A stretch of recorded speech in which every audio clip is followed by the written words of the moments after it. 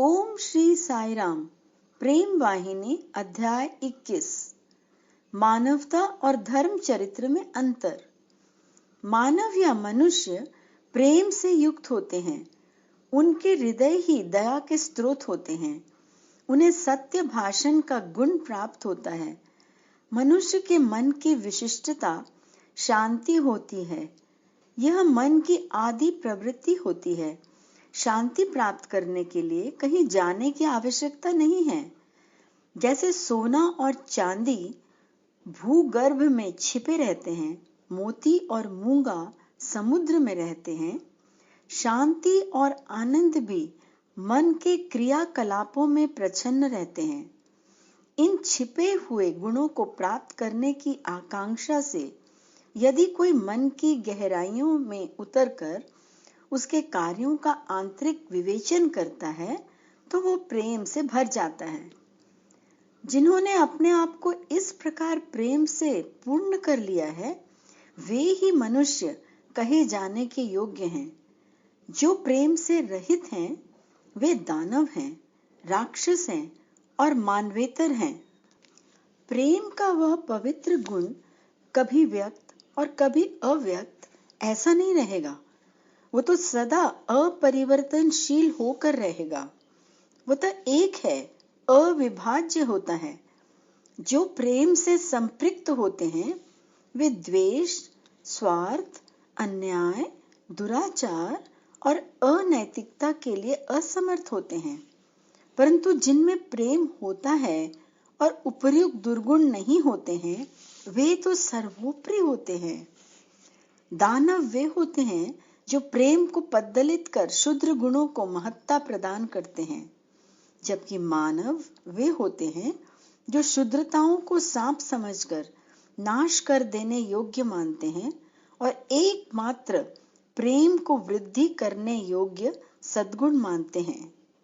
दुराचारी और कुप्रवृत्तियां मानव की मानवता को ही विकृत करते हैं। प्रेम रूपी अमृत से छलकते हृदय ही मानव में सच्ची मानवता की झलक देते हैं। प्रेम से तात्पर्य शुद्ध, अविकृत, निस्वार्थ प्रेम है, जो आगे भी वैसा ही रहता है।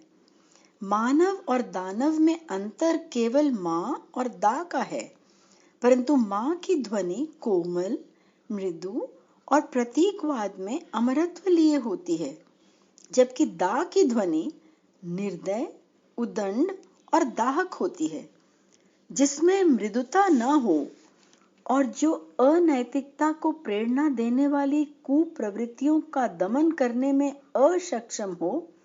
क्या वो मानव हो सकता है?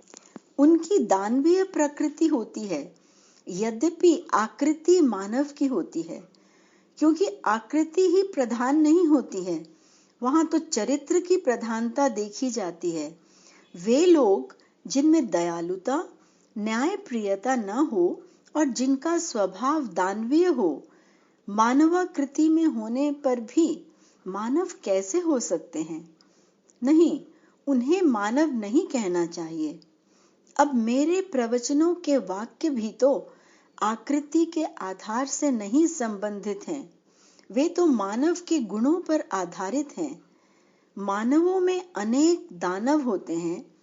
दोनों ही की आकृति में साम्य होता है, परंतु उनके चरित्र की विशेषताओं से उन्हें अलग अलग मानव और दानव के रूप में पहचाना जाया जा सकता है।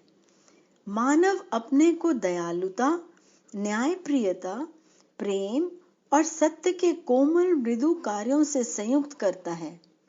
वे ही तो उसके आत्म साक्षात्कार की संभावना और अमरत्व के साक्षी होते हैं। उनका सत् स्वभाव उनके मुखमंडल से आनंद के रूप में प्रतिभासित होता है, परंतु उस सदाशयता से रहित यदि उसके मुखमंडल पर प्रसन्नता का उन्माद है, तो उससे दानवीय विनाशक ज्वाला की किरणें फूट रही हैं। उनमें आनंद की सुषमा नहीं है। जय साई राम।